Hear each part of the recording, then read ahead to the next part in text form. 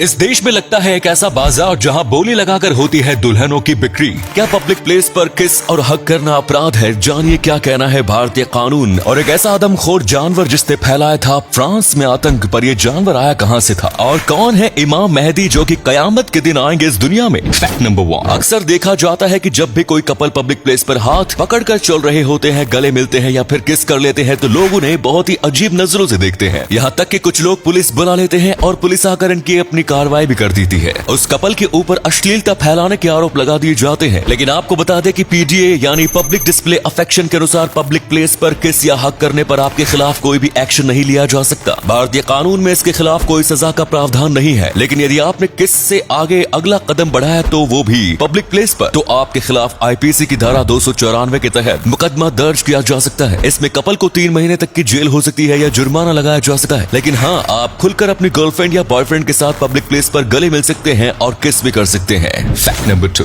Bulgaria में एक ऐसा बाजार लगता है जहां दुल्हनों की बोली लगाई जाती है। इस देश में स्तारा जागोर नाम की जगह पर कलाईजी समुदाय के लोग रहते हैं। इस समाज में लगभग 18,000 लोग हैं। यहाँ साल में 4 बार एक खास तरह के मेले का आयोजन किया जाता है। इस मेले में माता पिता अपनी बेटियों को लेकर पहुँचते हैं और फिर उन लड़कियों की बोली लगाई जाती है। पुरुष अपनी मर्जी के मुताबिक लड़की को बोली देकर खरीद सकते हैं। एक बार बोली तय हो जाने के बाद लड़के और लड़की के घर वाले आपस में बैठकर आगे की बात तय कर लेते हैं और इसके बाद शादी कर दी जाती है। हैरानी की बात यह है कि इस मेले में आने वाली ज्यादातर लड़कियों की उम्र 13 से 18 वर्ष के बीच होती है। इस काम के लिए बुल्गारिया की लड़कियों को बचपन से ही तैयार करना शुरू कर दिया जाता है। जो लड़की जितनी सुंदर दिखेगी और जिसे घर के जितने अधिक काम आते होंगे, मार्केट में उसकी उतनी ही अधिक कीमत होगी। रिपोर्ट्स के मुताबिक एक लड़की की कीमत इस बाजार में मात्र 300 से 400 डॉलर्स होती है। नंबर 3, ऑस्ट्रेलिया के मेलबर्न शहर के रहने वाले ब्रिटनी मैकवार्ड ने साल 2017 में एक ऐसा बिजनेस शुरू किया था जिसकी मदद से केवल 4 सालों में उन्होंने अपना खुद का घर बना लिया। ब्रिटनी अपनी पहनी हुई ड्रेसेस को ऑनलाइन रेंट पर देती है। ब्रिटनी को पता चला कि अक्सर महिलाएं एक ड्रेस को एक पार्टी में पहनने के बाद दूसरी जगह पहनना पसंद नहीं करती। इसीलिए महिलाएं नई और सस्ती ड्रेस पर नजर डालती रहती हैं। ऐसे में ड्रेस को पार्टी के लिए रेंट पर लेना महिलाओं को सस्ता पड़ता है।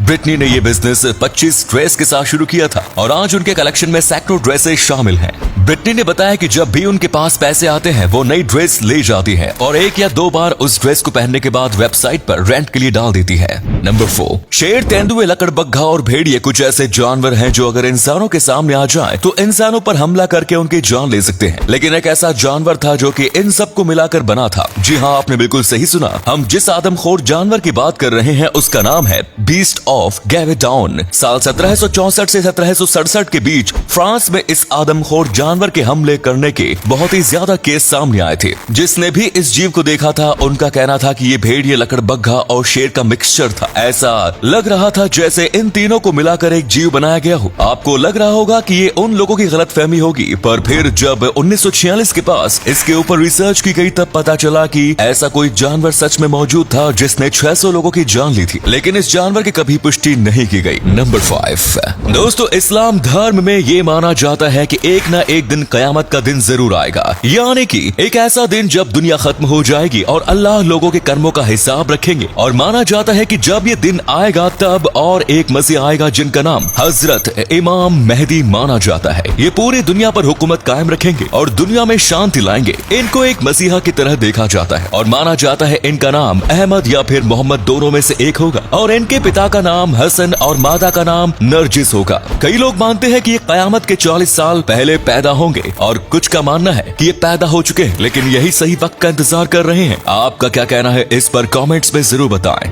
नंबर 6, आपने हार्ट ट्रांसप्लांट में आई ट्रांसप्लांट के कई केसेस सुने होंगे, पर क्या आपने कभी फेस ट्रांसप्लांट के बारे में सुना है? नहीं सुना तो क्योंकि अमूमन ऐसा होता नहीं। पर अमेरिका के डॉक्टरों के सामने एक ऐसा केस आया था जिसमें उन्होंने सफल फेस ट्रांसप्लांट किया। असल में रिचर्ड नॉरिस नाम का एक लड़का अपनी माँ से गुस्सा होकर अपनी ठोड़ी में बंदूक लगा बैठा। उसे इस बात का जरा भी अंदाजा नहीं था कि उसमें गोली है। तभी गोली चल गई और उसका पूरा फेस उड़ गया। आनंद फानन में उनके पेरेंट्स उसे हॉस्पिटल लेकर गए। डॉक्टरों ने उसकी हालत देखकर फेस ट्रांसप्लांट की बात कही। किस्मत से उसी दिन एक लड़के की डेथ हुई थी जिसके स्किन टाइप, ब्लड ग्रुप्स सब रिचर्ड से मिल रहा था। मृत लड़के की बहन ने भी फेस ट्रांसप्लांट की इजाजत दे दी, जिसके बाद 150 स्टाफ के साथ डॉक्टर्स की टीम ने सर्जरी शुरू की और ये सर्जरी 36 घंटे तक चली एंड फाइनली दुनिया का पहला फेस ट्रांसप्लांट सर्जरी हो गया। और अगले फैक्ट पर जाने से पहले इस फोटो को ध्यान से देखिएगा और बताइएगा कि आपको किस एक्टर का फोटो दिखाई दे रहा है। इससे पता लगेगा आपका दिमाग और आपकी आंखें कितनी तेज है। मिलते हैं आपको 5 सेकेंड्स।